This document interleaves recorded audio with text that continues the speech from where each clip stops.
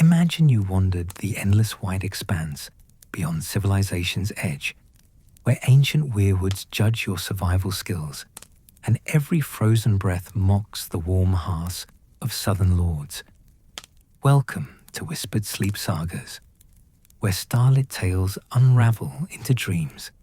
Dim the lights, nestle into your coziest spot, exhale your cares, sink into softness, and let tonight's story, gentler than a hobbit's nap, carry you to sleep's cozy embrace. If this tale lulled you toward dreams, or made you chuckle like a wildling tripping over their own snowshoes, give it a like and subscribe. No pressure. My ego's as sturdy as a Westerosi winter, but your support keeps the firelit stories burning. The lands beyond the wall stretch like a frozen prayer to forgotten gods, where the very air seems to whisper secrets older than the seven kingdoms themselves. Here, in this realm of endless, white, and ancient mysteries, the concept of civilization becomes as foreign as warmth in a blizzard. The wall itself looms behind you now, a monument to humanity's need to divide the world into us and them, though out here, such distinctions feel as meaningless as a maester's vows to a wildling chief.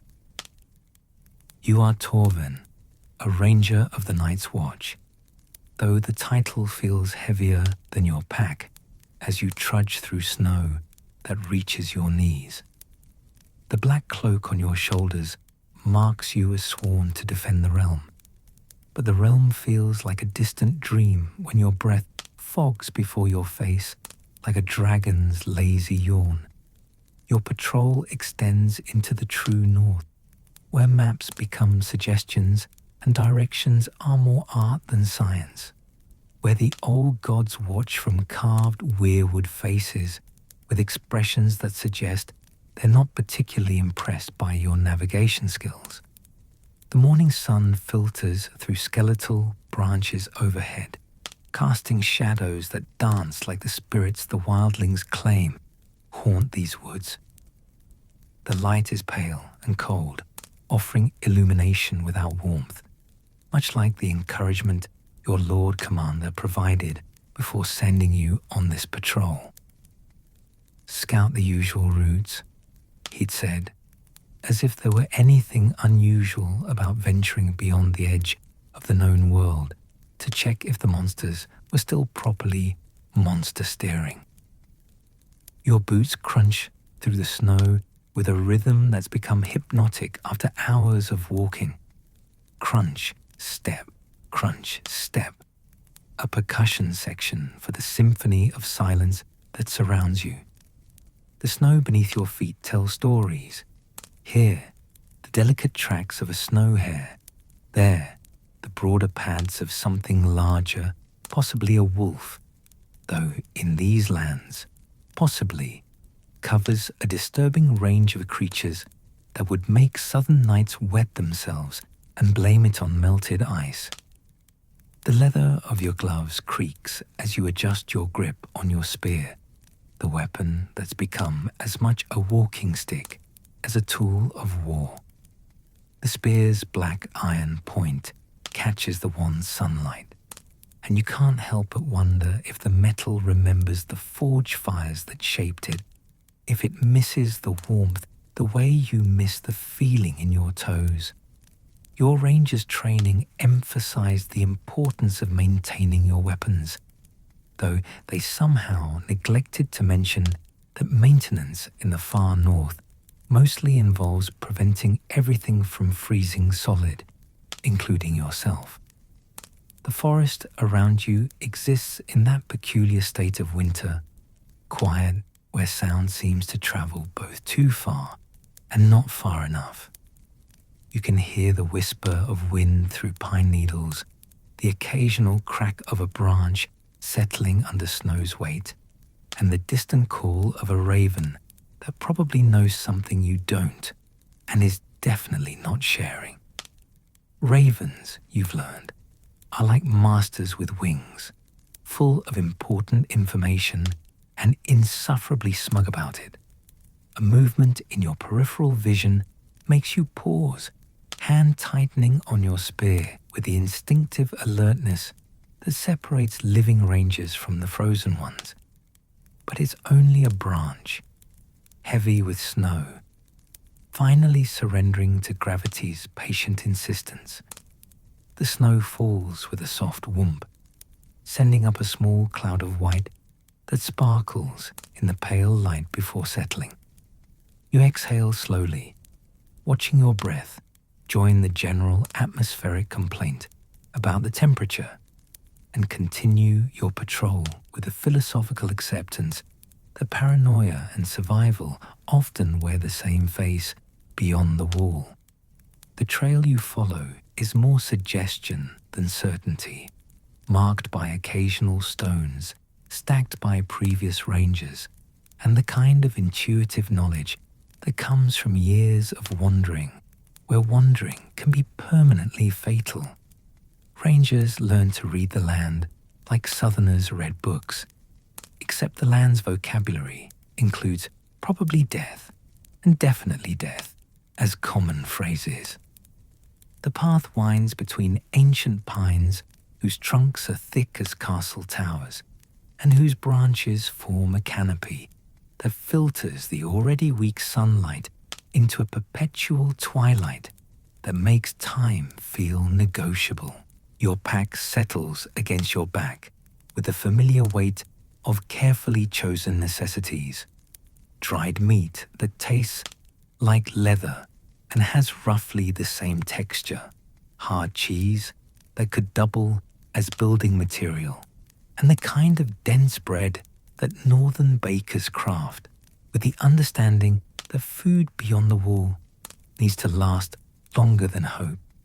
There's also your water skin, kept close to your body to prevent freezing, because drinking ice is less refreshing and more like angry dental work. The cold seeps through your layers with the persistence of a tax collector, finding every gap in your defenses and settling in like an unwelcome guest who's decided to redecorate your bones. Your cloak, thick wool dyed the black of the night's watch, bears the accumulated frost of your breathing, creating patterns that would be beautiful if they weren't slowly turning you into a walking ice sculpture. The fur lining of your hood tickles against your cheek, a reminder of some long-dead animal that probably thought its pelt would be used for something more dignified than keeping a ranger's ears from falling off. As you walk, your mind drifts to the purpose of this patrol, the endless cycle of watching and waiting that defines a ranger's existence. The lands beyond the wall harbor secrets that southern lords prefer to ignore, treating the north like a problem that solves itself as long as no one looks too closely.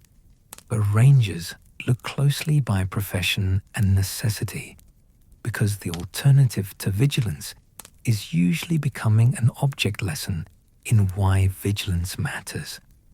The wildlings who call these lands home live by codes older than the wall itself, societies built on the understanding that survival trumps ceremony and that leadership is earned through competence rather than inherited through bloodlines. Their rejection of southern feudalism isn't philosophical rebellion so much as practical necessity. When winter can kill you in a dozen creative ways, kneeling to distant lords becomes a luxury few can afford. The free folk, as they call themselves, organize around chiefs who lead because they're capable, not because their great-grandfather once owned a particularly impressive castle. Your spear catches on a low branch, and you pause to untangle it with the patience of someone who's learned that haste in hostile territory is often measured in missing fingers. The branch releases your weapon with the reluctance of everything in the north to make anything easy, and you continue forward with a steady pace that ranges perfectly, fast enough to cover ground, slow enough to notice the details that separate living from dead. The track ahead splits around a massive weirwood, its pale bark marked with the carved face that gives these ancient trees their reputation for supernatural observation. The face, carved by the children of the forest in ages past, watches your approach with eyes that seem to follow your movement, and a mouth set in an expression of cosmic disappointment, as if the tree has seen enough of human foolishness to write several very stern letters to the gods responsible. The red sap that weeps from the carved eyes has frozen into crimson icicles, giving the face the appearance of perpetual, stylish tears. Weirwoods serve as landmarks in the trackless waste beyond the wall, their distinctive white bark and red leaves visible from considerable distances, and their carved faces providing both navigation aids and existential commentary. The children of the forest, who carved these faces before humans discovered the revolutionary concept of not stabbing each other over minor disagreements, imbued the trees with a sense of ancient wisdom that mostly manifests as judgmental staring. Rangers learn to navigate by weirwood faces, though the trees' expressions suggest they consider this use of their sacred features roughly equivalent to using holy texts as kindling. You choose the left path around the weirwood, partly for strategic reasons and partly because the face's expression seems slightly less disapproving on that side. The trail beyond the tree descends into a shallow valley where the snow lies deeper and the wind cuts with surgical precision. Your boots sink further into the drifts, and each step becomes a negotiation between forward progress and the snow's determination to claim your footwear as tribute. The silence in the valley carries a different quality, muffled and expectant, like the moment before a storm breaks or a wildling chief announces new trading terms. Snow-laden pines cluster along the valley walls, their branches bent under winter's weight into poses of perpetual surrender. The cold here feels sharper, more focused, as if the valley collects and concentrates winter's attention like a lens focusing sunlight. Except instead of warmth, it focuses the kind of cold that makes your teeth ache in solidarity with your bones. A sound ahead makes you freeze, not the crack of settling wood or the whisper of wind, but the deliberate crunch of footsteps in snow.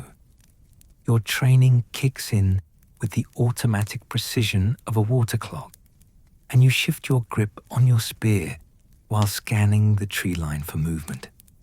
In the far north, unexpected sounds usually precede unexpected violence, and rangers who ignore such warnings often become cautionary tales told around fires they'll never warm their hands by again. But the footsteps belong to a figure that emerges from behind a cluster of pines with the casual confidence of someone who owns the landscape through long familiarity. The woman approaches with the measured pace of a hunter who's learned that rushing towards strangers in isolated places can lead to arrow-related misunderstandings. She's clearly wildling, free folk as they prefer, her clothing a practical mixture of furs and leather that prioritizes function over fashion, though the effect is undeniably striking in the way that competent people always look good doing what they do well. "Black brother," she calls, using the wildling term for Night's Watch rangers that manages to sound both respectful and mildly insulting simultaneously. Her voice carries the accent of the far north, where words are shaped by cold air and warmed by the kind of humor that finds death amusing rather than tragic. "You're far from your wall, aren't you?" Her name, she tells you, is Kyra of the frozen shore, and she carries herself with the easy confidence of someone who survived long enough in hostile territory to develop opinions about it. Her spear is longer than yours and obviously well maintained, the kind of weapon that sees regular use keeping its owner alive rather than gathering dust in an armory. Her dark hair escapes from her hood in wind-tossed strands, their frame of face marked by laugh lines, and the kind of tan that comes from reflected sunlight off snow rather than southern beaches. Patrolling, you reply, which is both accurate and sufficiently vague to avoid detailed explanations about your mission parameters. Rangers learn to be economical with information when talking to free folk, not from distrust, but from the understanding that wildling definitions of interesting news sometimes translate to raiding opportunity in the practical language of survival. Kira nods with the understanding of someone who spent enough time in the wilderness to recognize the difference between patrol routes and aimless wandering. The old paths are treacherous this season, she says, gesturing toward the valley ahead with her spear. Ice breaks where it shouldn't. Snow hides what should show. The land's been unsettled. The word unsettled carries weight in wildling speech, encompassing everything from unusual weather patterns to supernatural manifestations, to the kind of bad luck that follows certain places, like a curse with a grudge. Rangers learn to pay attention to wildling assessments of terrain, because the free folk survive in places where poor judgment has immediate and often fatal consequences. Their evaluation of risk carries the authority of lived experience rather than academic theory. Unseasonable, you agree, which is ranger speak for acknowledging unusual conditions without committing to specific interpretations that might prove embarrassing if you're wrong. The conversation develops the rhythm of professional courtesy between people who understand each other's work, even if they serve different masters, or, in the wildling's case, refuse to serve any masters at all. Kara studies your face with the frank assessment that free folk apply to strangers, reading competence and threat level with the practiced ease of someone who's learned that first impressions in the wilderness are often last impressions. You carry yourself well for a crow, she says finally, using another wildling term for the night's watch that manages to be both descriptive and faintly derogatory. Most of your brothers stumble through the snow like drunk bears. The comparison isn't entirely unfair. Many Night's Watch recruits come from southern climates where snow is a novelty rather than a constant adversary, and their adaptation to northern conditions varies widely in success and entertainment value. Rangers develop competence through necessity and practice, but the learning curve can be steep enough to require actual climbing gear, metaphorically speaking. Experience, you reply, which covers both your training and the various humiliating early mistakes that taught you to read snow conditions, weather patterns, and the subtle signs that distinguish safe paths from routes that lead to interesting obituaries.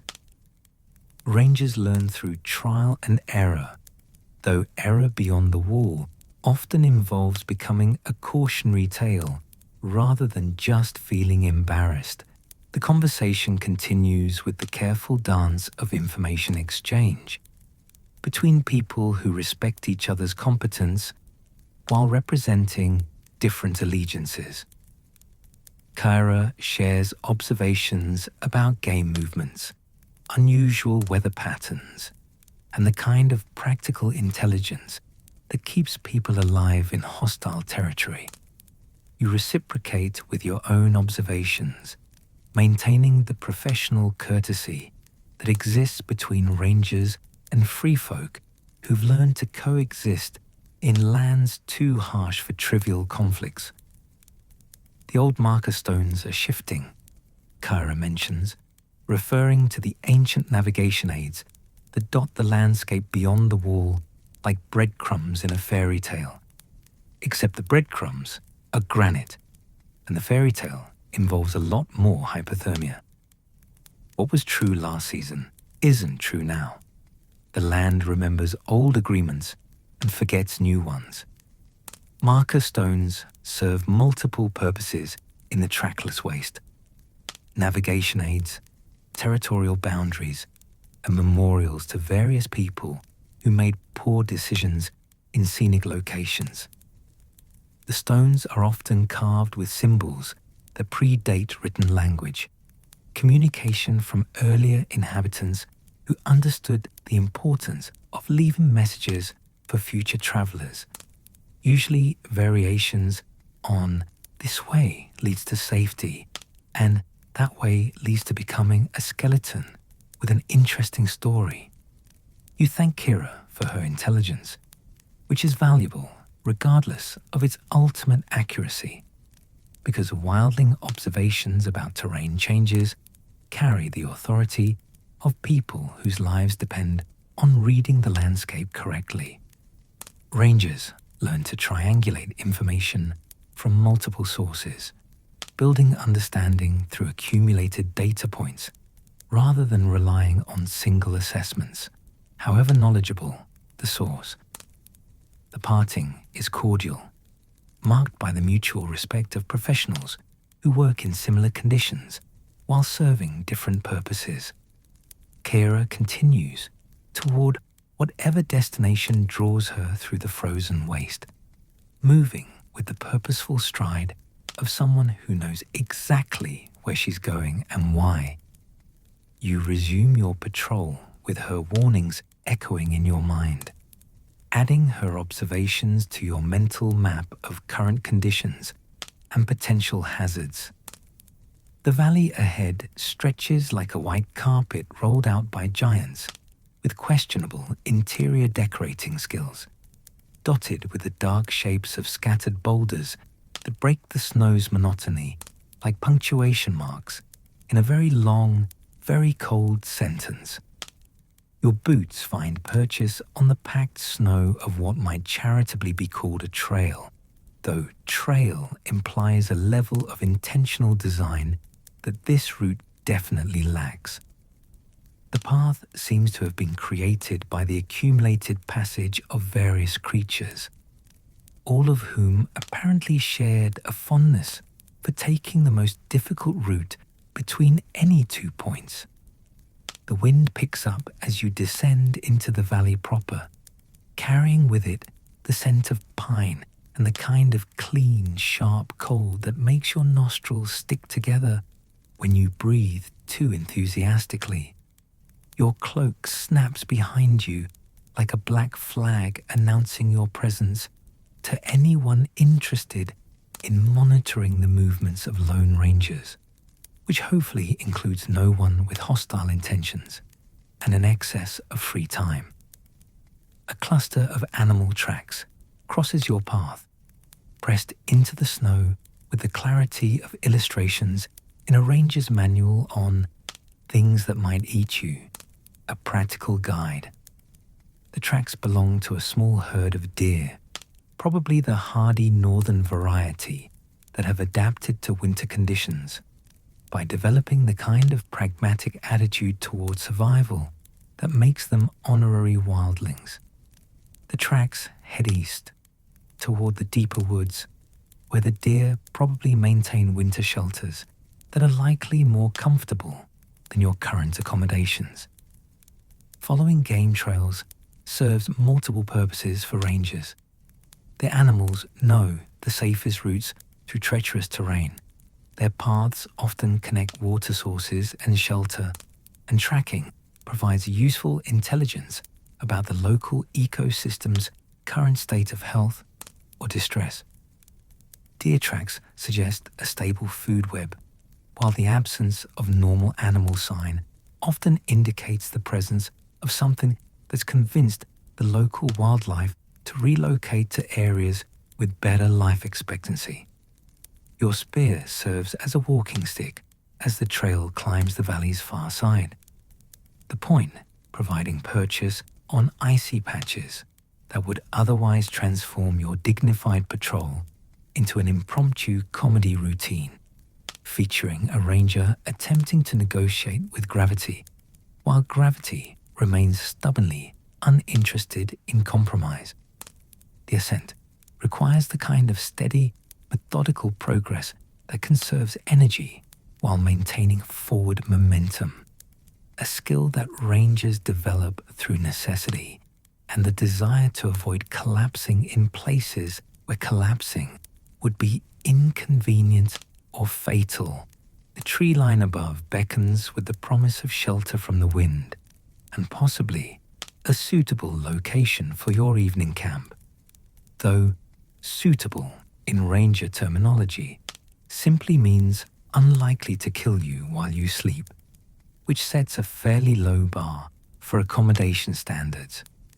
The pines ahead cluster with the social density of trees that have learned to cooperate against winter's assault, their branches interweaving to create natural windbreaks and their fallen needles forming a carpet that provides some insulation against the ground's determined attempt to freeze everything it touches. A raven lands on a nearby branch with the casual confidence of a bird that knows it's one of the few creatures in this landscape that can simply fly away if things become unpleasant. The raven studies you with the bright intelligence that makes these birds valuable message carriers and insufferable companions, its head cocked at an angle that suggests it's either evaluating your potential as a source of food or composing mentally cutting observations about your travel pace. Ravens serve the night's watch as communication links between far-flung positions, though their reliability varies based on weather conditions, their personal mood, and their individual assessment of whether the message they're carrying is worth the effort of long-distance flight. Some ravens develop personalities that lean toward the dramatic, delivering routine reports with the urgency of epic proclamations, while others approach their duties with the enthusiasm of clerks forced to work overtime without extra compensation. This particular raven seems content to observe rather than participate, which suits your current needs perfectly. You continue your climb toward the tree line, while the bird maintains its supervisory position, occasionally making the soft comments that ravens use to keep themselves entertained during long watches. The sound is oddly companionable, like having a conversation partner who's perfectly content to let you handle all the actual talking while providing editorial commentary through strategic throat clearing. The wind lessens as you enter the shelter of the pines, and the temperature difference is immediately noticeable, still cold enough to freeze your breath, but no longer cold enough to make you question your life choices with every inhalation. The trees create a microclimate that feels almost warm by comparison, though almost warm beyond the wall, still falls several degrees short of what southern dwellers would consider habitable by anything more complex than a philosophical ice. Your feet find solid footing on the pine needle carpet, and the sound of your passage changes from the crunch of breaking snow to the softer whisper of needles compressing under your weight. The change in acoustics signals entry into a different kind of environment, one where sound behaves more predictably, and the wind's constant commentary drops to an occasional murmur through the branches above. A suitable camping spot presents itself in the form of a natural clearing surrounded by pines thick enough to provide windbreak and fuel, with a fallen log positioned perfectly for seating and a fire circle marked by the stones of previous travelers. The site shows evidence of careful use, no scattered refuse or damage to the surrounding trees, the kind of respectful camping that suggests previous occupants understood the importance of maintaining wilderness resources for future users. Rangers learn to evaluate campsites quickly and thoroughly, reading the signs that distinguish safe stopping places from locations where spending the night would be inadvisable or brief. This clearing offers good sightlines for security, multiple escape routes if circumstances require rapid departure, and the kind of natural shelter that makes the difference between uncomfortable sleep and dangerous exposure to elements that view human body temperature as a personal challenge. Setting up camp becomes a ritual of practiced efficiency, each task performed in the sequence that maximizes warmth and security while minimizing exposure time. Your pack yields the essential items: fire-starting materials that work in wet conditions, a traveling pot for melting snow into water, dried food that provides necessary calories without requiring complex preparation, and the bedroll that will make the difference between sleep and merely lying down while slowly freezing. The fire builds with the cooperation of dry pine needles, seasoned wood from the forest floor, and the kind of patience that rangers develop through countless nights when fire represents the difference between comfortable evening and life-threatening cold. The flames catch with the eager enthusiasm of combustion, finally getting a chance to show off, spreading through the kindling with cheerful efficiency and settling into the steady burn that transforms a clearing in the wilderness into something approaching temporary civilization. Fire changes everything. The circle of light pushes back the gathering darkness.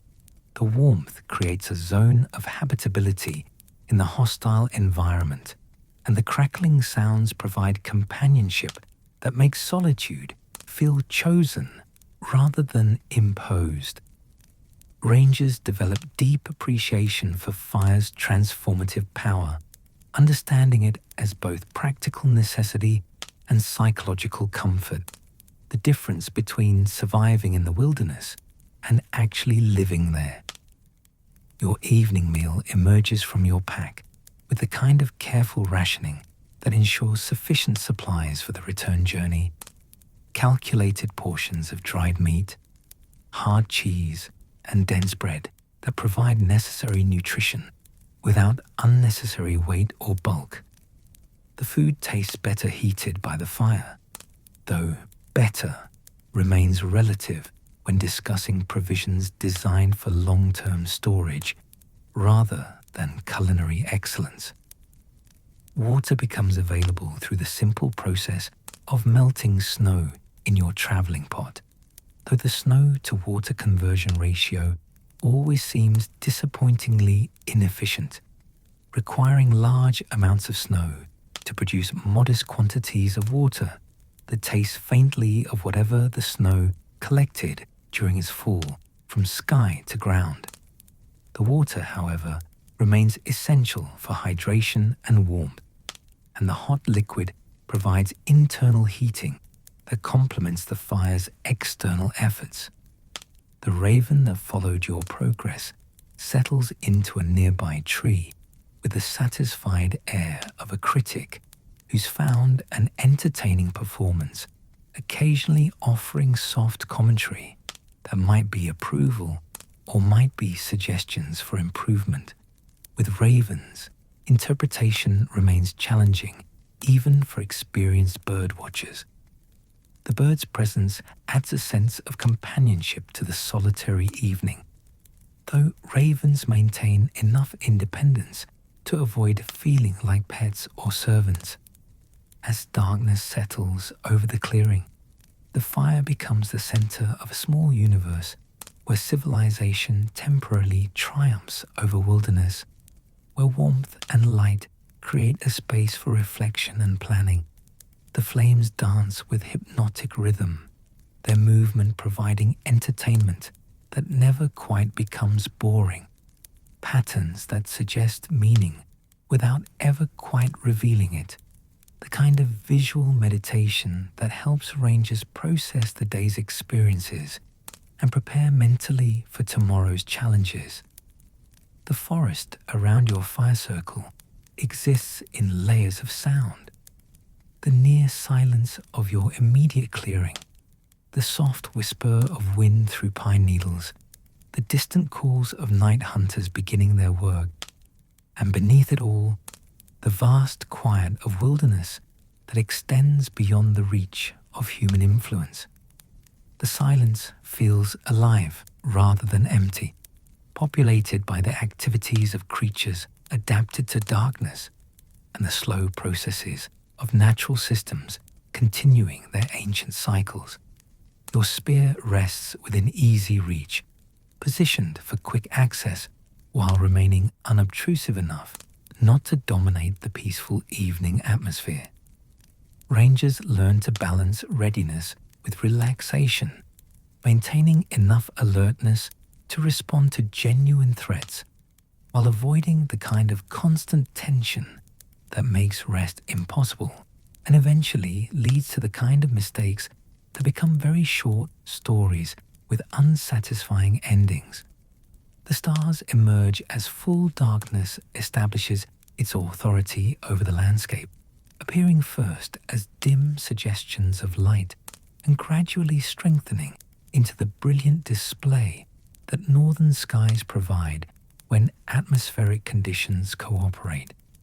The stars beyond the wall shine with particular intensity, unmarred by the light pollution that dims southern skies, presenting themselves in the kind of overwhelming abundance that makes astronomy feel like a contact sport for the intellectually ambitious. Constellations familiar from your ranger training appear overhead. The Crown, the Crone's Lantern, the Ice Dragon whose pale blue stars form the shape that wildlings claim foretells the coming of particularly harsh winters. The stars serve practical purposes for navigation and timekeeping, but their beauty provides something beyond utility, a reminder that the world contains wonder along with danger, that survival doesn't require abandoning appreciation for the magnificent and mysterious. The fire settles into the steady burn of well-seasoned wood, requiring minimal attention while providing maximum benefit. The kind of cooperation between human planning and natural resources that makes wilderness life possible rather than merely theoretically survivable. The flames create a bubble of warmth and light that feels like temporary ownership of a small piece of the vast northern wilderness, though ownership beyond the wall remains a concept more philosophical than legal. Your thoughts drift to the purpose of your patrol, the endless cycle of watching and reporting that keeps the Night's Watch informed about conditions in the lands beyond their wall. The patrol route covers territory that exists in the margins between the known and unknown, places where maps become suggestions and navigation relies more on accumulated experience than precise measurement. Rangers serve as the eyes and ears of their organization, gathering intelligence that helps defend the realms of men against threats that prefer to operate away from civilized observation. The wildling woman's warnings about shifting landmarks echo in your memory, adding another layer of complexity to navigation in regions where complexity can be literally fatal. Kyra's observations about unsettled conditions suggest environmental changes that could affect everything from animal migration patterns to the stability of traditional routes, the kind of systemic shifts that require careful monitoring and adaptive planning. Changes in the far north often occur gradually, building over seasons or years before becoming obvious enough to affect daily operations, but their cumulative impact can transform familiar territory into dangerous unknowns. Rangers learn to watch for early indicators of such changes, alterations in animal behavior, unusual weather patterns, modifications to previously stable landmarks, signs that suggest the need for updated intelligence and revised operational procedures. Your evening routine continues with the methodical preparation for sleep that balances security concerns with the practical requirements of rest in a hostile environment. The bedroll spreads near enough to the fire for warmth, but far enough away to avoid sparks, positioned to provide quick access to weapons, while maintaining comfort sufficient to enable actual sleep, rather than merely lying down while remaining hypervigilant. The fire requires banking for overnight burning, the careful arrangement of logs and coals that will maintain warmth and light through the dark hours without requiring constant attention or consuming fuel reserves needed for morning routines. Rangers develop expertise in fire management that extends far beyond simple combustion, understanding fire as a complex tool that requires skill and knowledge to employ safely and effectively. The forest settles into its nighttime rhythm as you prepare for sleep, the sounds shifting from the daytime activities of diurnal creatures to the nocturnal routines of night hunters and their prey. The acoustic environment changes subtly but significantly, providing experienced rangers with constant updates about the surrounding ecosystem status and any unusual developments that might require attention. Sleep beyond the wall requires a particular kind of trust in your preparation, your campsite selection, your fire management, and your ability to wake quickly if circumstances demand immediate response. Rangers learn to sleep lightly enough to maintain awareness, while deeply enough to gain necessary rest, a skill that develops through practice and occasionally through the kind of educational experiences that provide vivid memories and lasting motivation. The stars wheel overhead in their ancient patterns, marking the passage of time in the language of celestial mechanics that predates human civilization and will likely continue long after the current concerns of rangers and wildlings have become footnotes in history books that haven't been written yet. The permanence of the stellar display provides perspective on the temporary nature of individual challenges, while simultaneously reminding observers of their connection to something larger and more enduring than daily survival concerns. Your dreams, when they come, carry the mixed imagery of the day's experiences. The endless white of snow-covered landscapes, the dark verticals of pine forests, the carved face of the weirwood with its expression of cosmic disappointment, and the confident stride of the wildling woman who moves through hostile territory with the ease of someone who belongs there.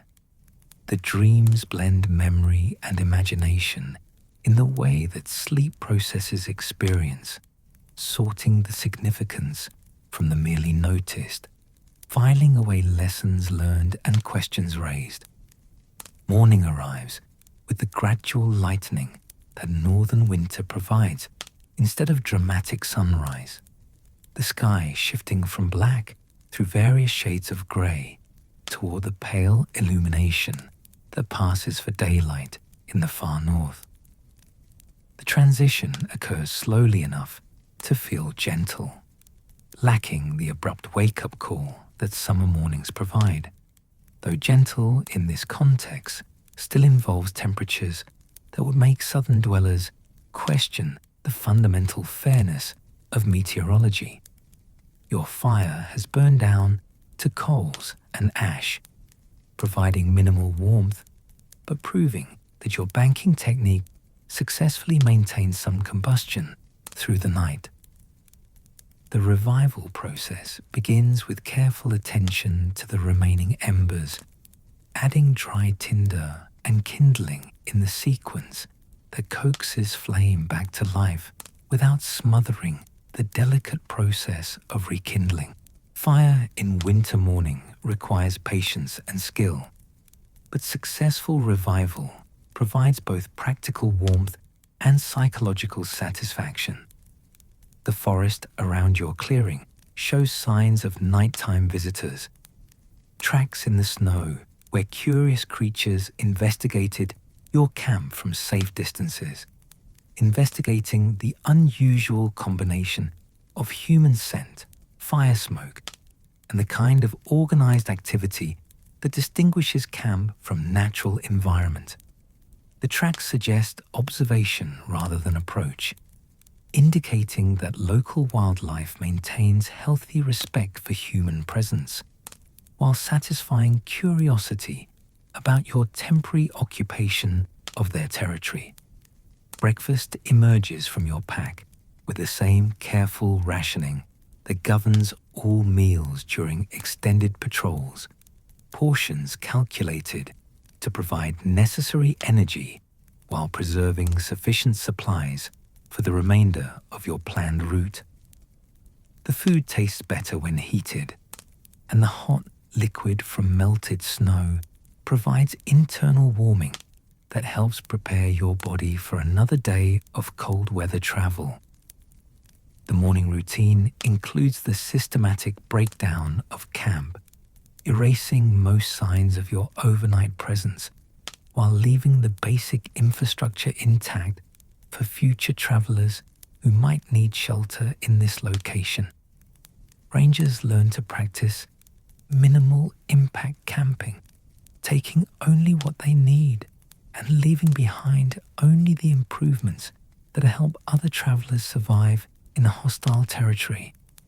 Your pack settles onto your shoulders with familiar weight, the load distributed in the configuration that experience has proven most efficient for long-distance travel in difficult terrain.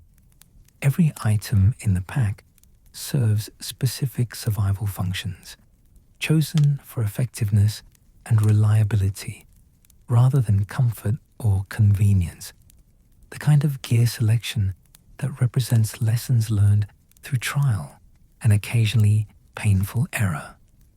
The spear resumes its dual role as weapon and walking stick, providing balance and security on uncertain terrain while remaining immediately available for defensive purposes if circumstances require rapid transition from travel to combat. Rangers learn to treat their weapons as essential tools rather than ceremonial objects, maintaining them with the care that survival equipment demands while using them for the practical purposes that justify their weight and bulk. The day's route leads deeper into the territory beyond the wall, following game trails and ancient paths that connect significant landmarks through terrain that challenges both navigation skills and physical endurance.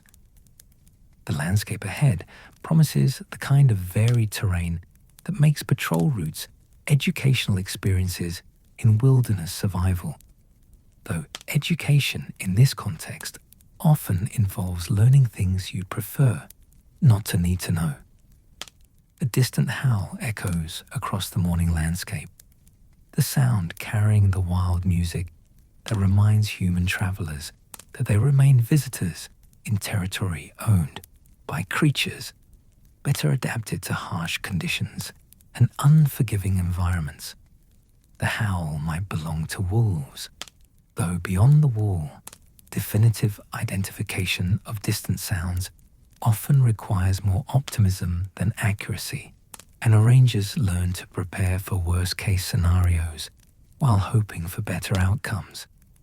The sound fades into the morning quiet, leaving behind the kind of silence that feels expectant rather than peaceful, the acoustic equivalent of held breath waiting for whatever comes next.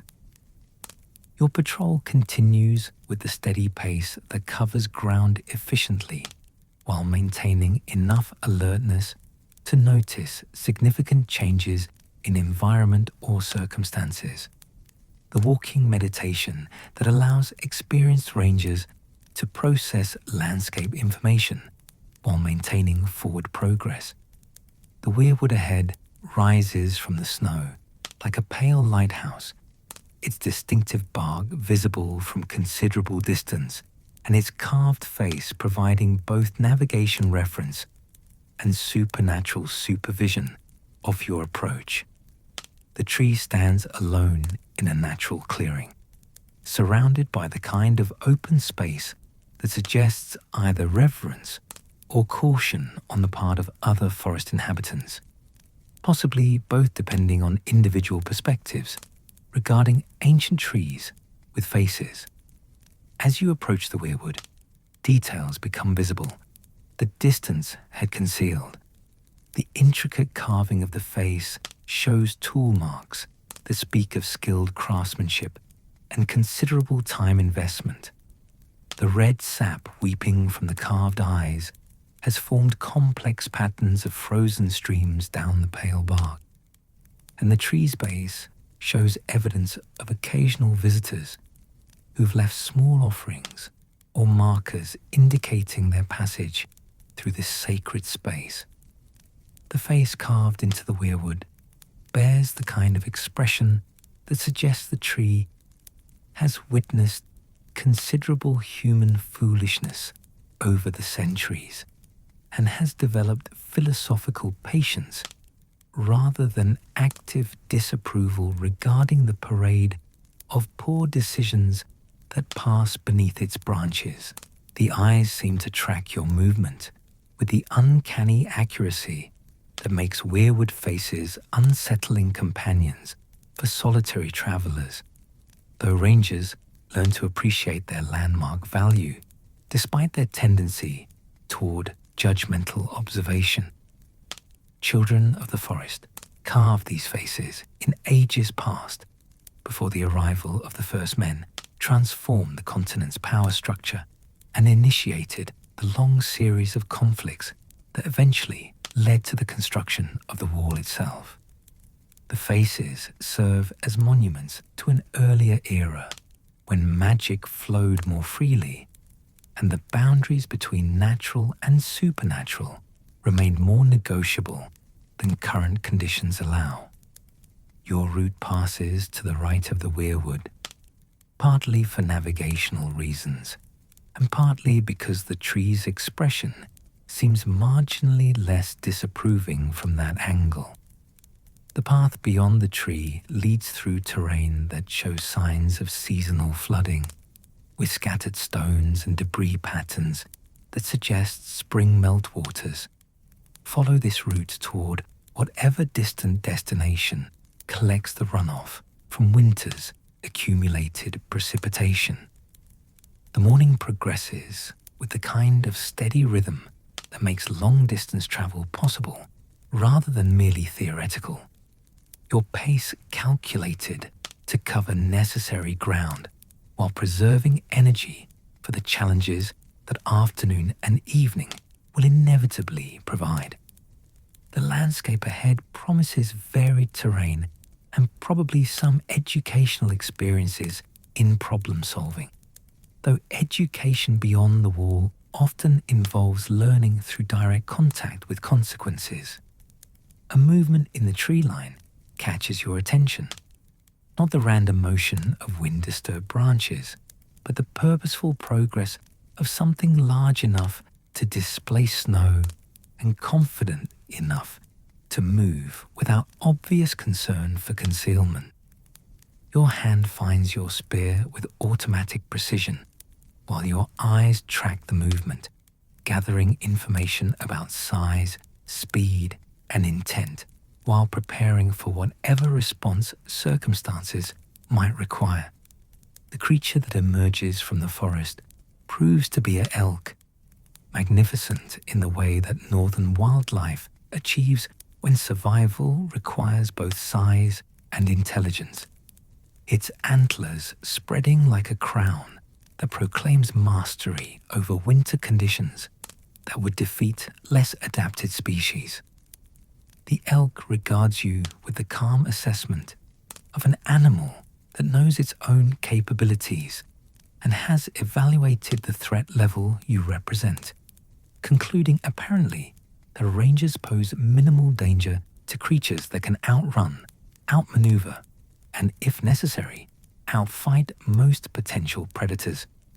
The elk's presence indicates healthy ecosystem function and suggests absence of major predators in the immediate area, since elk typically avoid regions where wolves or bears maintain active hunting territories. The animal's relaxed behavior provides reassurance about local conditions, while simultaneously reminding you that the wilderness operates according to rhythms and relationships that have nothing to do with human concerns or conveniences. The elk moves with the unhurried confidence of a creature perfectly adapted to its environment, each step placed with precision that suggests intimate knowledge of terrain conditions and potential hazards. Its thick winter coat shows the kind of practical preparation that puts most human cold weather gear to shame. Natural insulation that allows comfortable operation in temperatures that would send southern lords scurrying toward the nearest hearth, while complaining loudly about the fundamental unfairness of meteorology. After a moment of mutual assessment, the elk continues on his chosen path with the dignified pace of royalty that doesn't need to acknowledge lesser beings, but isn't actively hostile to their presence. The encounter ends as peacefully as it began, leaving you with the satisfaction of successful wildlife observation and the knowledge that your movement through the landscape hasn't disrupted the normal patterns of creatures whose survival depends on reading danger signs with considerably more accuracy than most humans achieve. Your patrol route continues beyond the elk's crossing point, following a ridge that provides elevated perspective on the surrounding terrain, while offering the kind of sightlines that make approaching threats visible from useful distances. The ridge trail requires careful attention to footing, since ice forms more readily on exposed rock surfaces, and the consequences of slipping at elevation tend to be more dramatic than stumbling on level ground. The landscape spreads below you like a detailed map rendered in white and dark green, with the mathematical precision of snow cover revealing the underlying geography that summer vegetation often conceals. Valleys and hollows show as smooth white curves, while ridges and outcroppings break the snow surface like the bones of some vast, sleeping creature. The perspective from height allows route planning based on actual terrain rather than hopeful assumptions, though planning beyond the wall always requires flexibility, since conditions can change faster than plans can adapt. A cluster of structures becomes visible in the distance. The geometric angles of human construction standing out against the organic curves of natural landscape, like a signature written in a foreign language. The buildings huddle together with a defensive positioning that characterizes wildling settlements, positioned for mutual protection while remaining small enough to avoid attracting unwanted attention from forces that might view concentrations of people as either targets or threats. The settlement shows signs of current occupation, smoke rising from several chimneys, paths cleared between buildings, and the kind of organized activity that distinguishes living communities from abandoned ruins. Wildling settlements operate according to practical necessities rather than southern concepts of urban planning, with buildings placed for maximum efficiency and minimum vulnerability rather than aesthetic considerations or property values. Your ranger training includes protocols for interaction with wildling communities, guidelines that balance intelligence gathering with diplomatic courtesy and personal safety. Free folk maintain complex relationships with the Night's Watch, viewing rangers as representatives of Southern authority, while acknowledging shared interests in monitoring supernatural threats and maintaining stability in regions where instability can be literally fatal. The descent toward the settlement requires navigating terrain that becomes increasingly complex as elevation decreases, with rocky outcroppings that create natural obstacles and microclimates where wind patterns deposit snow in unexpected configurations. Your spear provides essential balance assistance as the trail switchbacks down slopes that would be challenging even without ice and accumulated precipitation. A figure emerges from the settlement as you approach, moving with the purposeful stride of someone responding to the arrival of strangers according to established protocols. The person approaching wears the practical winter clothing of the free folk, layers of fur and leather that prioritize function over appearance, while maintaining enough decorative elements to suggest personal identity and tribal affiliation.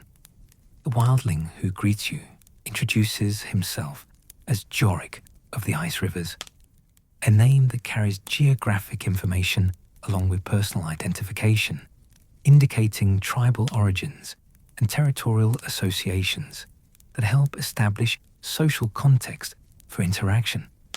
His manner combines wariness with courtesy, the diplomatic approach of someone experienced in dealing with representatives of potentially hostile organizations while maintaining options for various possible outcomes. Black Crow, Jorik says, using the wildling term for Night's Watch members that manages to be descriptive, mildly insulting, and oddly affectionate simultaneously. You travel alone, which speaks either of great courage or poor judgment. In these lands, the difference often becomes clear only in retrospect. The observation contains both humor and genuine assessment, the kind of practical wisdom that free folk develop through experience with territory, where poor judgment has immediate and often permanent consequences. Jorik's comment establishes conversational ground rules while providing an opportunity for you to demonstrate your own understanding of local conditions and appropriate caution levels. Patrol routes, you reply, which provides accurate information without unnecessary detail about specific objectives or operational parameters. Rangers learn to share information that builds trust while maintaining operational security, walking the diplomatic line between cooperation and potentially dangerous transparency.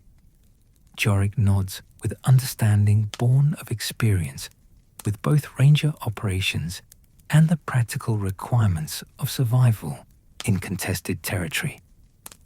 The old paths have been uncertain lately, he says, echoing the warnings you've received from other sources about changing conditions and unstable landmarks. What was true in summer holds different meanings when winter settles its authority over the land. The settlement behind Jorik shows signs of recent expansion, with new construction that suggests either population growth or preparations for extended occupation of the site. Wildling communities often maintain flexible approaches to permanent versus temporary settlement, moving when resources become scarce or threats develop, while establishing more substantial infrastructure when conditions favor longer-term occupation. Trade goods, Jorik continues, gesturing toward the settlement with the kind of casual invitation that indicates genuine welcome rather than mere politeness. Food prepared by people who remember what warmth tastes like, and information from travelers who've seen what lies beyond the next ridge. Both commodities that rangers traditionally find valuable. The offer contains multiple layers of meaning: hospitality, commercial opportunity, intelligence exchange, and the kind of social interaction that helps maintain peaceful relationships between groups that could easily become hostile under different circumstances. Wildling trading posts serve multiple functions in the social ecology of the far north, providing economic exchange, information networks, and neutral ground for diplomatic contact. Your acceptance of the invitation follows a range of protocols for community interaction, maintaining friendly relations while gathering intelligence about local conditions and potential security concerns. The settlement represents an opportunity to update your understanding of regional politics, economic conditions, and the kinds of environmental changes that affect everyone operating in territory where cooperation often makes the difference between survival and becoming interesting historical footnotes. The settlement's layout reveals the practical considerations that govern free folk community planning. Buildings positioned for mutual defense while maintaining clear sidelines and escape routes. Storage facilities located for protection from both weather and potential raiders, and the kind of efficient organization that maximizes resource utilization while minimizing vulnerability to various possible threats. Children play in the cleared areas between buildings, their games adapted to winter conditions and incorporating the kinds of skills that will prove essential for adult survival in hostile territory. The children's laughter provides counterpoint to the serious business of community maintenance, reminding observers that human society continues even in environments where survival requires constant attention and considerable skill. Adults move between buildings with the purposeful efficiency of people whose daily routines include essential tasks that can't be delayed or ignored without consequences. The community operates with the kind of cooperative precision that develops when individual survival depends on group success, and group success requires individual competence and commitment. Your tour of the settlement, guided by Jorik's commentary and your own observations, reveals details about free folk adaptation to far northern conditions that supplement your theoretical understanding with practical examples of successful long-term habitation in a challenging environment. The tour serves educational purposes while building the social connections that facilitate future cooperation and information exchange. The trading post occupies a central building that shows evidence of regular use by travelers from various regions, with goods displayed that represent the far-flung network of exchange relationships that connect scattered communities across the vast territories beyond the wall. The merchandise includes practical items essential for wilderness survival, alongside luxury goods that provide comfort and status symbols that maintain cultural identity. Weapons receive prominent display, though their presentation emphasizes craftsmanship and utility rather than aggression or threat. Free folk metalwork shows influences from various traditions, combining techniques learned from different tribal groups with innovations developed through practical necessity and creative problem-solving. The weapons serve as tools first and symbols second, though their symbolic value shouldn't be underestimated in cultures where personal capability often determines social status.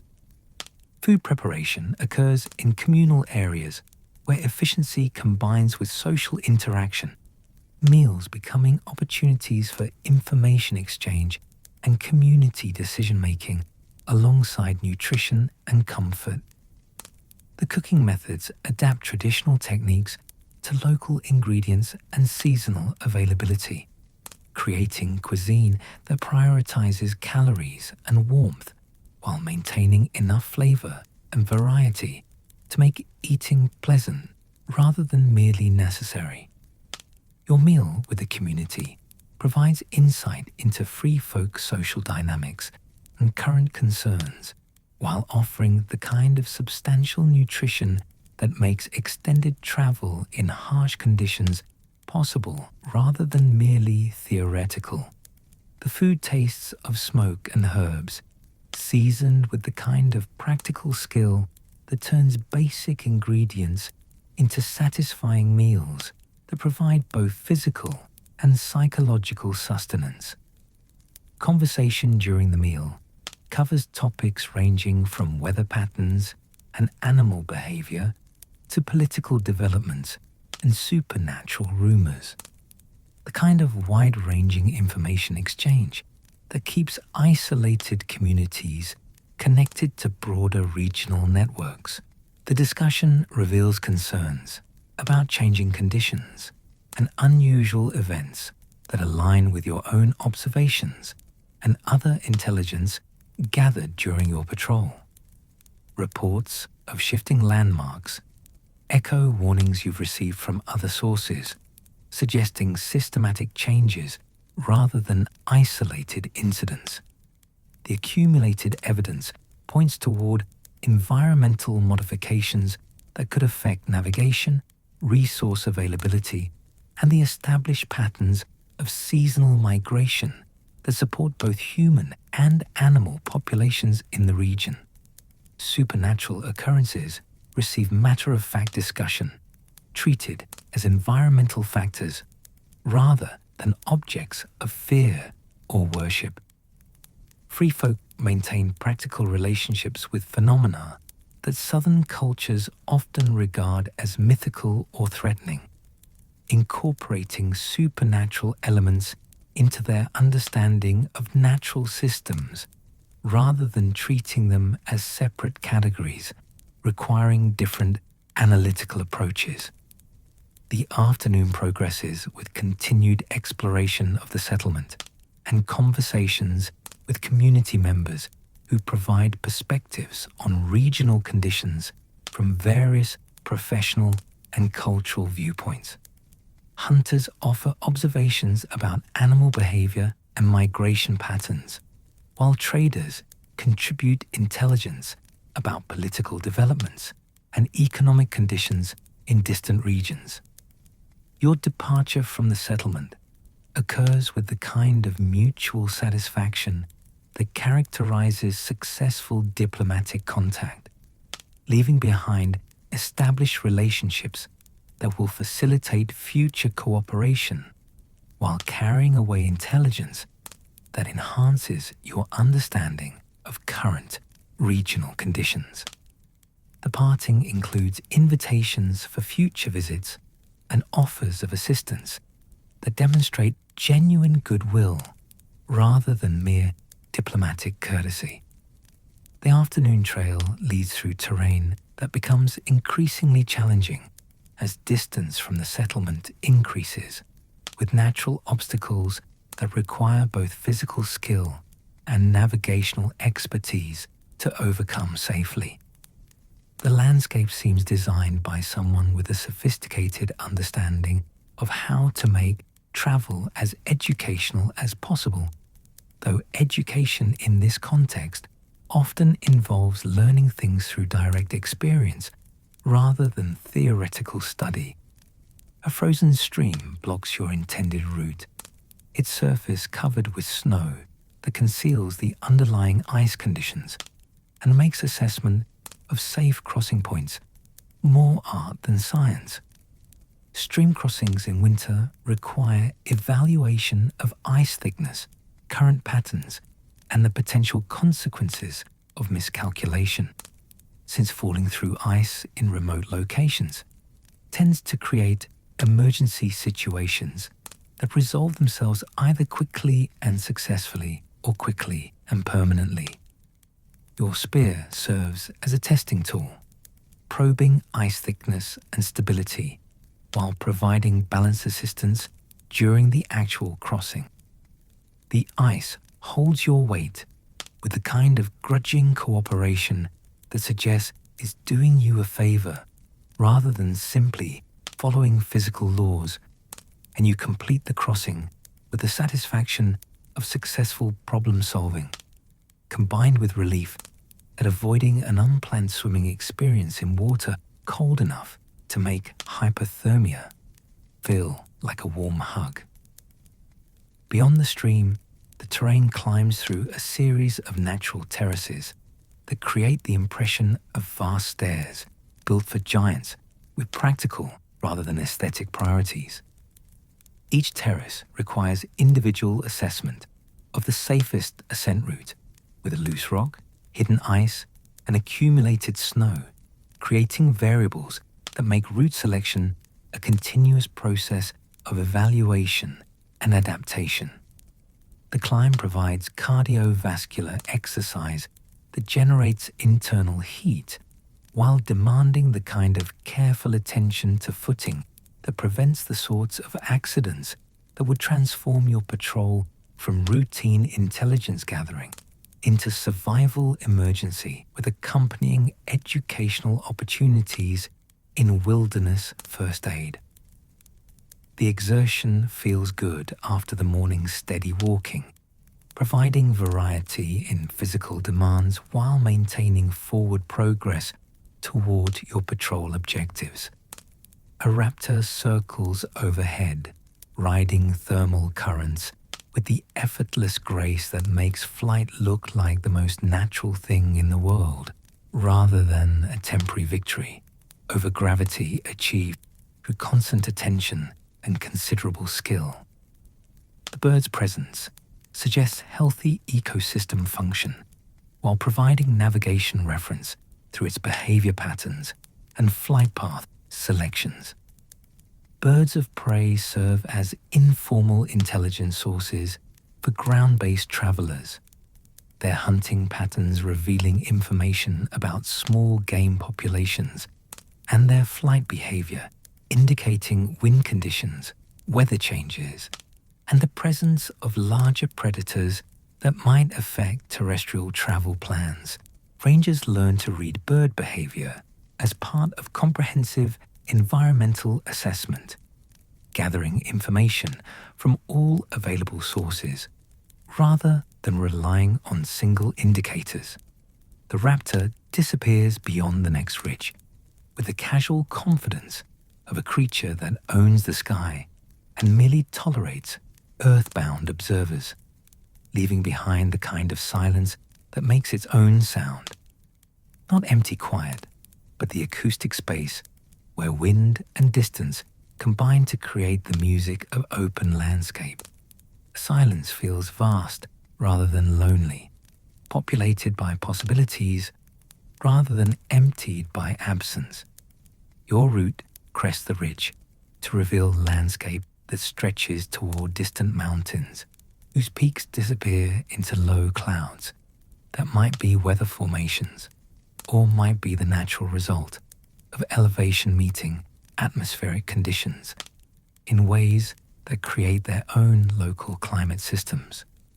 The vista provides perspective on the scale of territory that extends beyond human influence, reminding observers of their place in geographic systems that operate according to principles that predate and will likely survive current political arrangements. The descent from the ridge follows a game trail that shows evidence of regular use by animals whose hoofprints create clear navigation aids, while their route selection demonstrates practical knowledge of terrain conditions and optimal path choices. Following animal trails serves multiple purposes. The routes typically offer the safest passage through difficult terrain.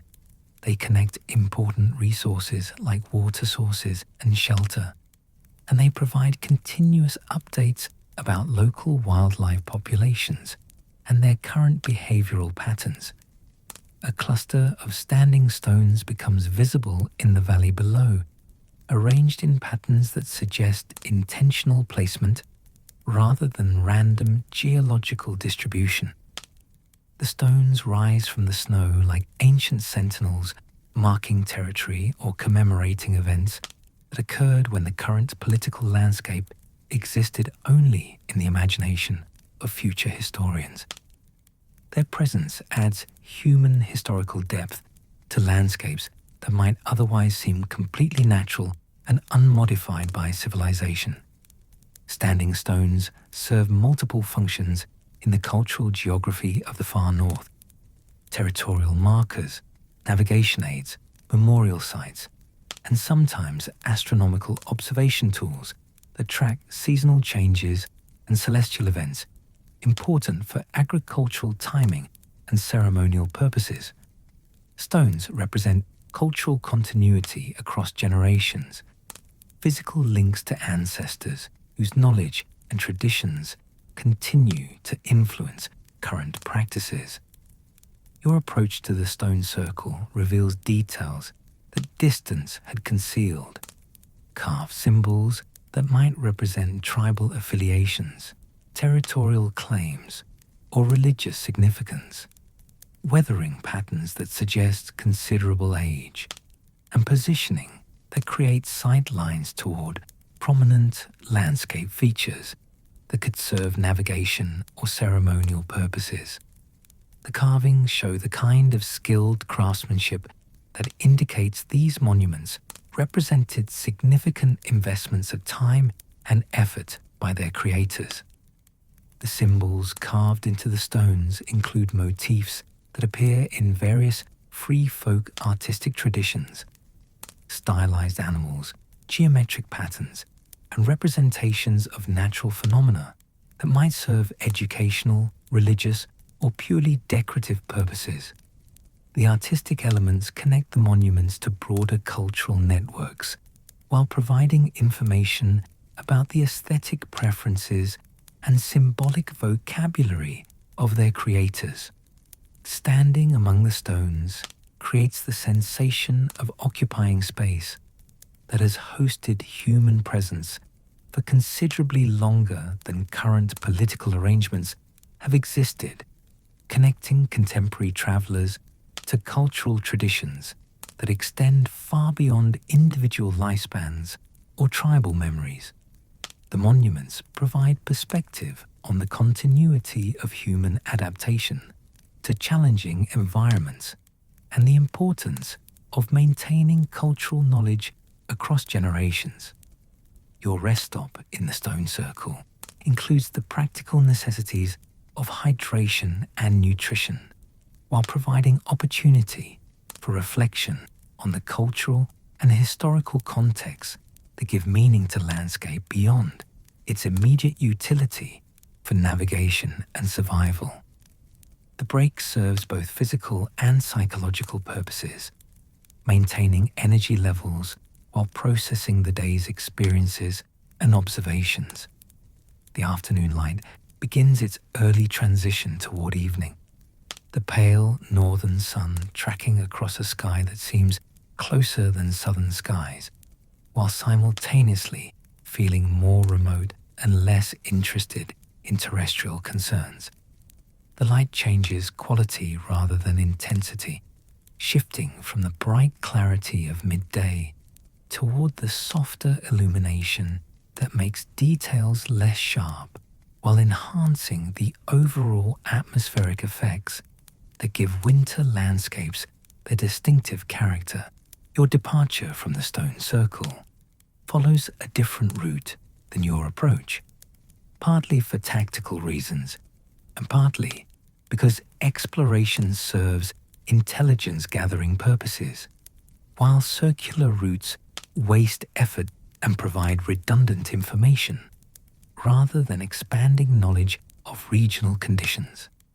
The new path leads through terrain that offers different perspectives on familiar landmarks while revealing previously unseen features that might prove relevant for future navigation or tactical planning. A stand of ancient pines ahead promises shelter from the increasing wind while providing potential fuel for evening fire and the kind of natural windbreak that makes camping more comfortable and more survivable. The trees cluster with a social organization that suggests mutual support against environmental pressures, their branches interweaving to create natural architecture that demonstrates principles of cooperation and efficient resource utilization. The forest floor beneath the pines shows evidence of various visitors, animal tracks that tell stories about nocturnal activities and daytime foraging, scattered remains of pine cones that indicate feeding behavior and seasonal food storage patterns, and the kind of organized debris that suggests this location serves as regular shelter for creatures whose survival strategies include maintaining multiple safe sites for various purposes. Your evaluation of the site for potential camping reveals positive indicators: good drainage that prevents water accumulation, natural windbreaks that reduce exposure to weather, sight lines that provide security awareness without creating vulnerability, and available fuel sources that would support fire throughout the night without requiring dangerous foraging in darkness. The location meets ranger criteria for safe overnight stops, while offering the kind of natural comfort that makes wilderness camping pleasant rather than merely survivable. The decision to establish camp occurs with the kind of timing that balances available daylight for setup activities with early enough selection to allow proper preparation before darkness makes complex tasks more difficult and potentially dangerous. Camp establishment requires systematic attention to multiple priorities: security, warmth, food preparation, and equipment maintenance that must be completed in sequence for maximum effectiveness and safety. Your pack yields the familiar items that transform wilderness sites into temporary habitation, fire-starting materials that work reliably in adverse conditions, cooking equipment that provides hot food and drink, shelter components that create protection from wind and precipitation, and the personal items that maintain psychological comfort during extended isolation. Each item serves specific survival functions while contributing to the overall system that makes extended patrol operations possible. Firebuilding proceeds with the practiced efficiency that develops through repetition and occasional educational experiences involving cold meals and uncomfortable nights. The accumulated expertise that allows confident fire creation even when conditions seem designed to frustrate combustion. The flames catch with satisfying enthusiasm, spreading through prepared tinder and kindling with the kind of cooperation that makes wilderness life manageable rather than constantly challenging. The fire transforms the pine grove from natural shelter into temporary civilization, creating warmth and light that push back the gathering darkness while providing the psychological comfort that makes solitude feel chosen rather than imposed. Fire serves multiple practical functions: cooking, warmth, light, signaling, and predator deterrence, while simultaneously providing the kind of primitive satisfaction that connects contemporary humans to their ancestral relationship with controlled combustion. Your evening meal emerges from carefully planned provisions with the kind of systematic rationing that ensures adequate nutrition throughout extended operations while maintaining variety sufficient to keep eating pleasant rather than merely necessary. The food tastes better when heated, and the process of preparation provides activity that helps transition from travel mode to rest mode while maintaining productive use of available time. Water production through snow melting continues the essential process of hydration maintenance, converting the abundant frozen precipitation into the liquid form that human physiology requires for continued operation. The conversion process seems inefficient. Large amounts of snow producing modest quantities of water. But efficiency beyond the wall often takes different forms than southern measures of productivity and resource utilization. The evening routine includes equipment maintenance that prevents small problems from becoming large emergencies, systematic attention to the tools and gear that enable survival in hostile environments. Weapons receive cleaning and inspection, clothing gets dried and adjusted, and pack contents are reorganized for optimal weight distribution and accessibility during the following day's travel.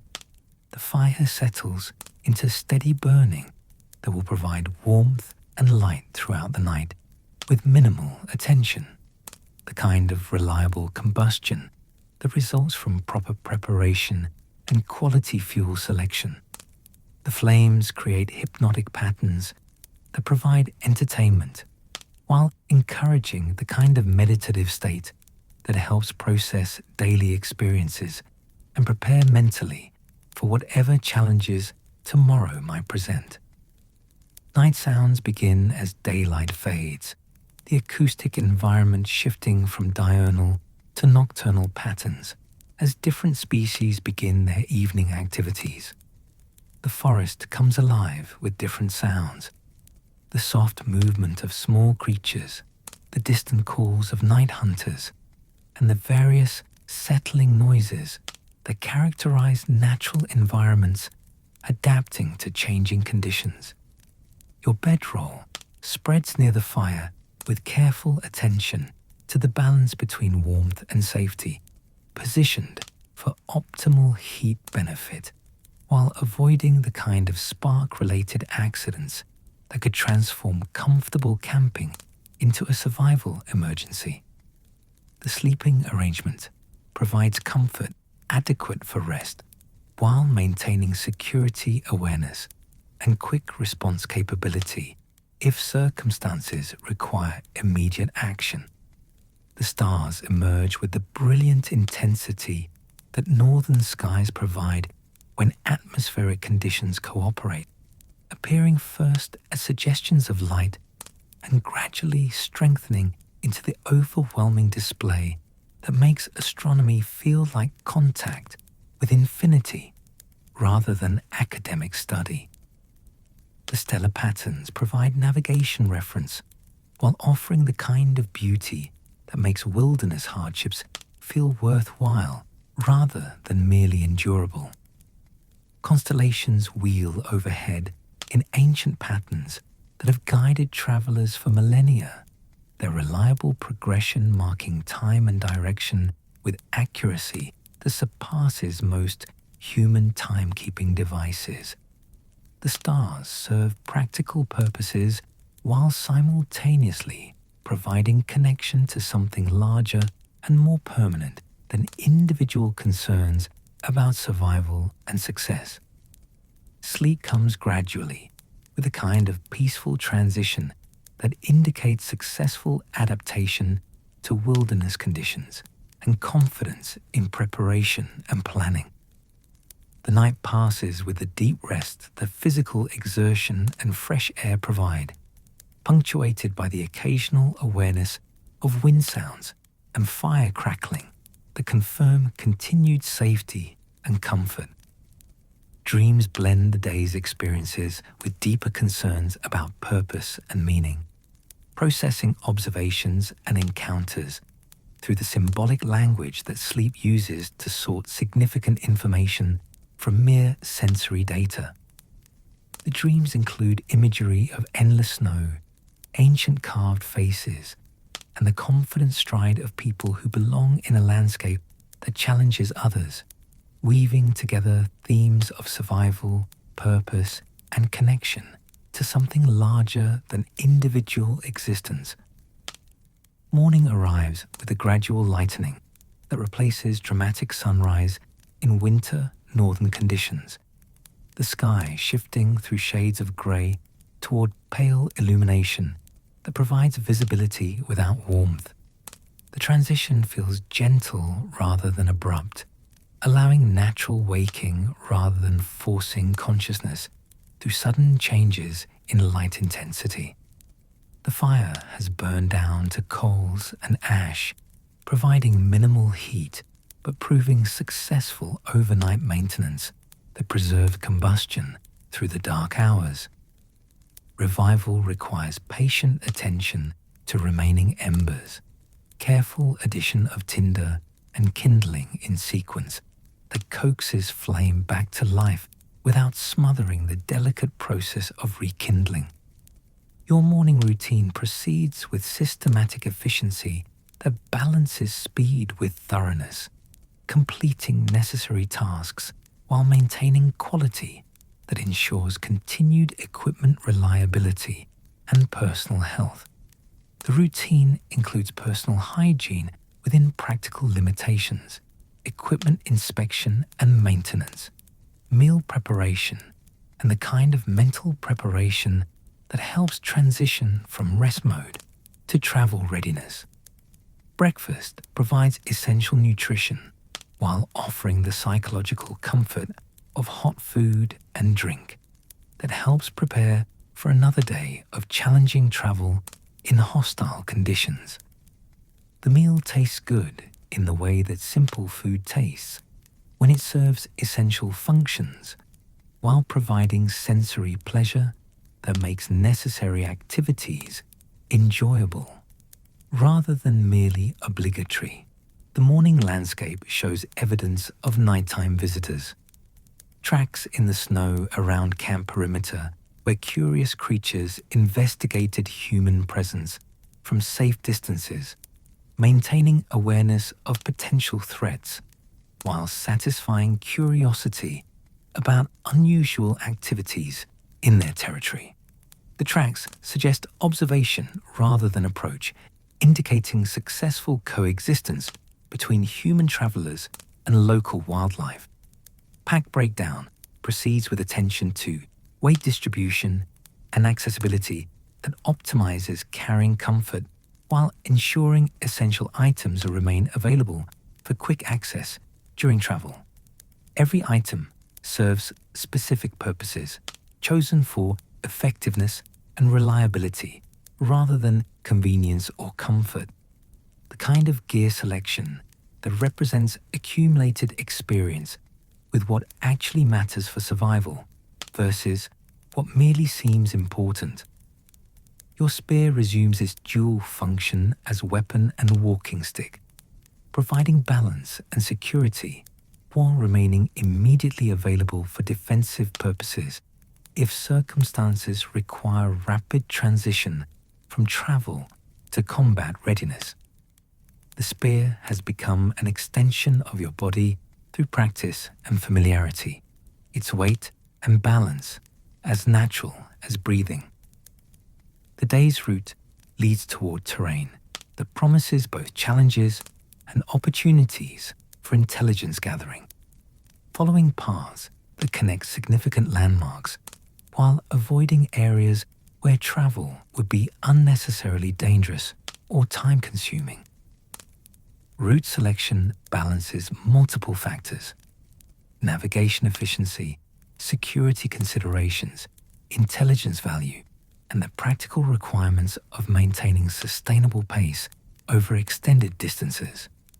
A distant howl echoes across the morning landscape, the sound carrying wild music that reminds human travelers of their status as visitors in territory owned by creatures better adapted to harsh conditions.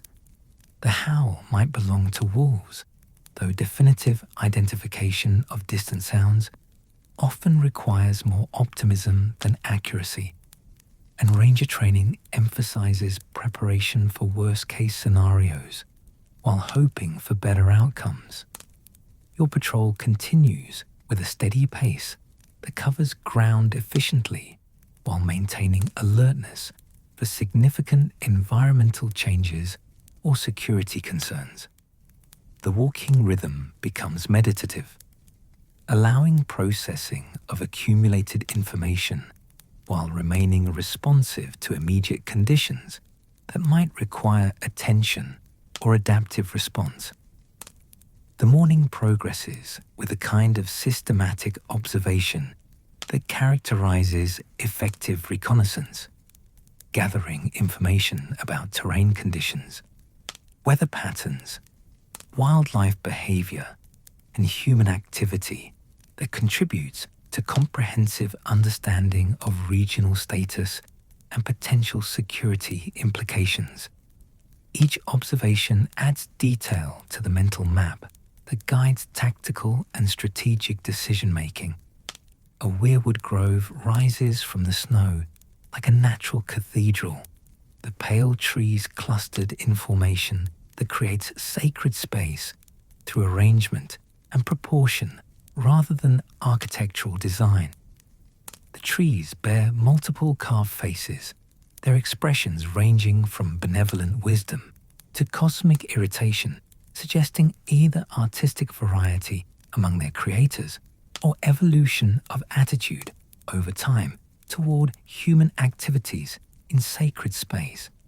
The grove represents a significant cultural and navigational landmark, marking territory that holds importance for free folk spiritual practices, while serving as a reference point for travelers who navigate by landmarks rather than compass bearings. Weirwood groves often mark locations where multiple paths converge, making them natural gathering places for various purposes. Your approach to the grove follows protocols that balance curiosity with respect, recognizing the cultural significance of carved trees while maintaining operational awareness and security considerations. The grove creates an acoustic environment where sounds behave differently, with the trees forming natural architecture that affects both sound transmission and the psychological experience of occupying sacred space. The carved faces show varying degrees of skill and artistic tradition, suggesting creation over an extended time period by different artists working within a shared cultural framework. Some faces display sophisticated craftsmanship that indicates specialized training and considerable time investment, while others show the kind of honest effort that represents personal devotion rather than professional skill. Red sap weeping from carved eyes creates dramatic visual effects while serving practical functions in tree physiology. The crimson streams frozen into patterns that add emotional intensity to already expressive faces. The sap staining gives the grove an appearance of perpetual mourning or celebration, depending on individual interpretation and current psychological state. Standing among the weirwoods creates a sensation of occupying space that has hosted human spiritual activity for considerably longer than current political arrangements have existed, connecting contemporary visitors to religious traditions that extend beyond individual lifespans or tribal memories.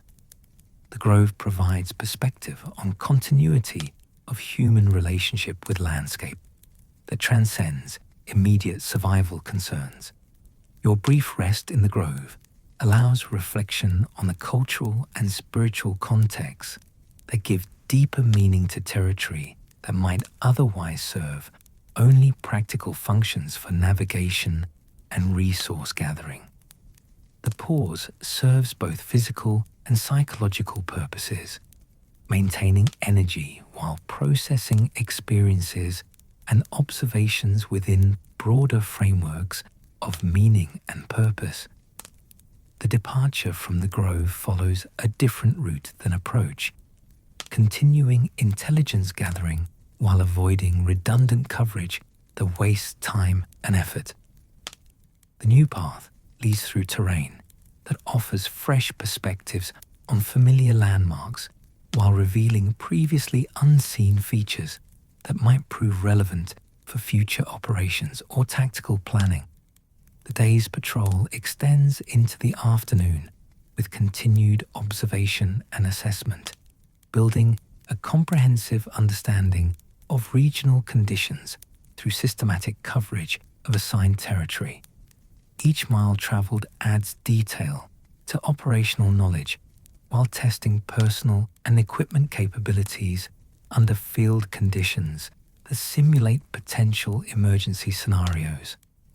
Your return journey begins as shadows lengthen and temperature drops, following established routes that provide efficient navigation while offering opportunities for final observations and intelligence gathering. The homeward path feels different from outbound travel, carrying satisfaction of successful mission completion while maintaining awareness that patrol objectives include safe return rather than mere territorial coverage. The landscape that challenged your outbound navigation now feels familiar. Landmarks recognized and obstacles remembered from previous encounters.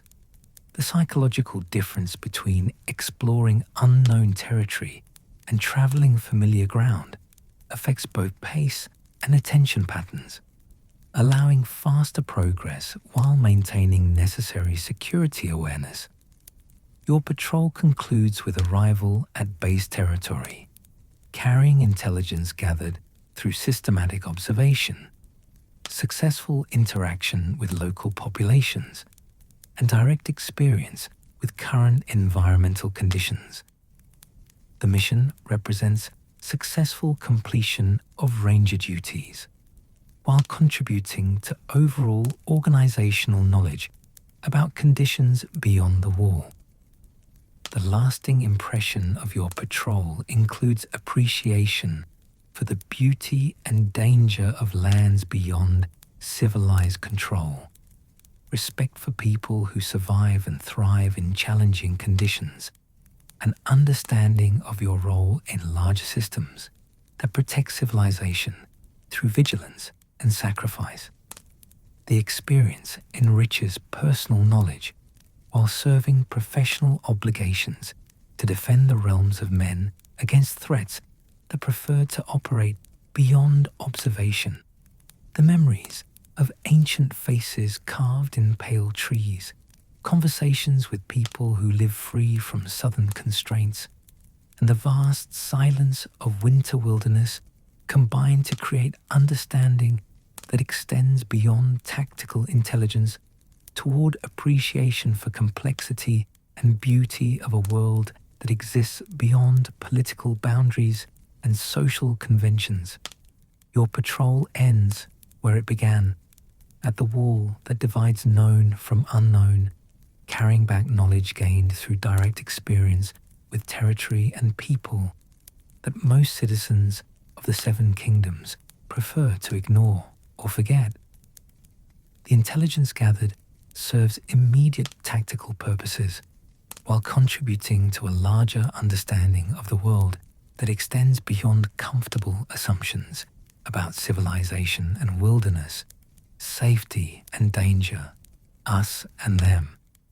The fire that warms your final evening burns with familiar comfort, providing heat and light that creates temporary civilization in hostile environments, while serving as a symbol of human adaptation and persistence in face of challenges that would defeat less determined efforts.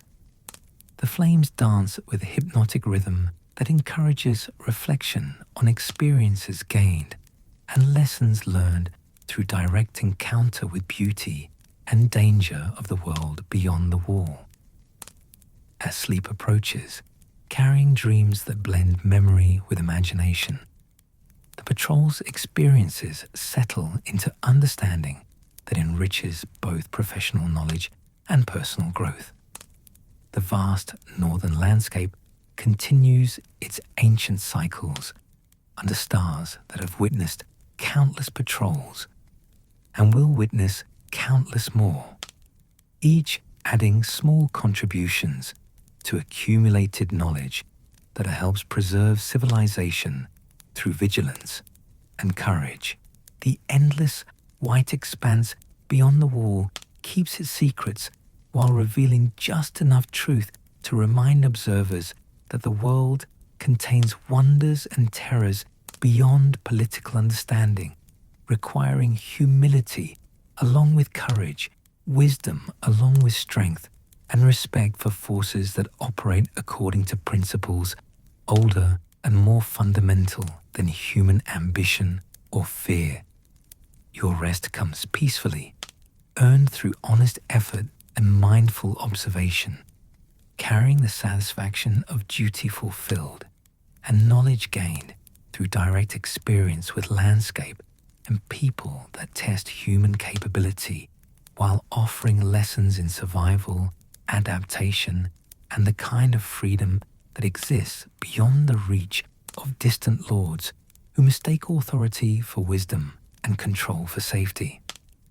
The night passes quietly, marked by sounds of wilderness that continue their ancient patterns regardless of human presence or absence, reminding sleeping rangers that they remain guests in territory owned by forces that predate civilization and will likely survive its current forms, requiring respect and understanding rather than conquest or control. Morning will bring return to familiar responsibilities and comfortable certainties, but the memories of patrol beyond the wall will continue to influence understanding of world that extends beyond maps and political boundaries toward direct encounter with beauty and danger that shapes character through challenge and reward those who approach with proper preparation, respectful attitude, and willingness to learn from experience rather than merely survive it. The patrol ends as it began, with awareness that civilization depends on people willing to venture beyond comfort zones, to gather intelligence and maintain security through vigilance and sacrifice, serving larger purposes while growing through direct encounters with challenges that test capability and reveal character through response to difficulty and uncertainty. The stars wheel overhead in eternal patterns that provide navigation and perspective, reminding observers that individual efforts contribute to larger systems that preserve civilization through accumulated small acts of courage and competence, each patrol adding knowledge that helps defend the realms of men against threats that prefer darkness and ignorance to light and understanding. Sweet dreams await, carrying visions of ancient carved faces, endless white landscapes, and the confidence that comes from successful completion of duties that serve purposes larger than personal comfort or convenience, contributing to civilization's survival through willingness to venture beyond safety toward direct encounter with truth that can only be learned through experience rather than study or imagination.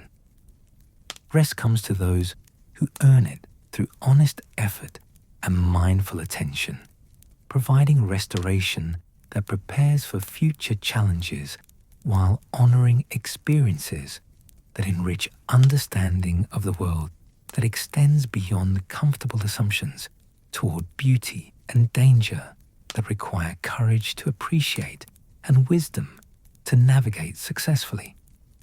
The fire burns low, providing final warmth before sleep claims consciousness and dreams process the day's experiences into understanding that will influence future decisions and actions, carrying forward lessons learned through direct encounter with landscape and people that teach through challenge rather than instruction, reward through accomplishment rather than participation. Sleep well, Ranger of the North, dreaming of carved faces and endless snow, carrying forward knowledge gained through courage and competence into rest that restores strength for future service to causes larger than individual comfort, serving civilization through willingness to venture beyond safety toward truth that can only be discovered through direct experience with beauty and danger that shape character through challenge and test resolve through adversity. The endless northern night embraces all who venture beyond the wall, carrying them toward dreams that blend memory with hope, experience with imagination, creating understanding that enriches both knowledge and character through encounter with world that exists beyond political boundaries toward direct experience with forces that operate according to principles older than human civilization, yet accessible to those who approach with proper preparation, respectful attitude, and willingness to learn through experience rather than merely survive it. The end of your patrol beyond the wall draws to a peaceful close, where the ancient weirwoods keep their eternal watch. The free folk maintain their fierce independence, and rangers like yourself bridge the gap between the known and unknown. Rest well in the vast northern silence, where every snowflake carries a story, and every carved face holds the wisdom of ages past. The spindles have stopped, the fire sighs low, and Caster Berkshire nestles into the hush of night. If this tale wrapped you in calm, or made you grin at the memory of a steward dodging dye stains, feel free to like and subscribe. No rush. My confidence wears softer armor than Lannister gold. Until next time, may your rest be gentle, your dreams finely spun, and your thoughts light as lace.